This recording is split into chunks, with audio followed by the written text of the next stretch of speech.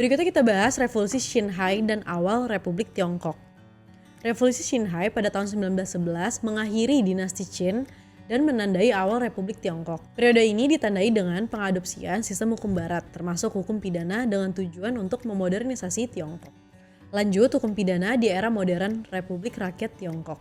Setelah berdirinya Republik Rakyat Tiongkok pada tahun 1949, hukum pidana di Tiongkok mengalami perubahan drastis di bawah pengaruh ideologi komunis.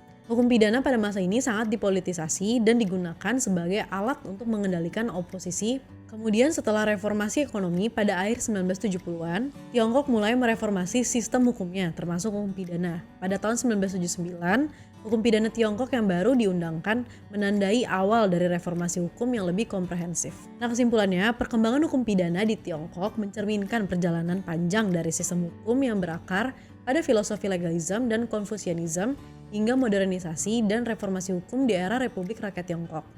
Transformasi ini mencerminkan dinamika politik, sosial, dan juga ekonomi yang dialami Tiongkok selama berabad-abad. Dari dinasti Qin hingga era modern, hukum pidana di Tiongkok terus berkembang menyesuaikan dengan perubahan zaman dan tuntutan masyarakat. Untuk kalian yang tertarik dengan materi hukum pidana, di ADR Academy sudah tersedia program PKPA yang akan mempelajari banyak kurikulum hukum termasuk hukum pidana. Jangan lupa untuk like, share, dan juga follow ADR Academy untuk konten dan informasi hukum yang edukatif dan juga menarik. Sampai jumpa di video berikutnya.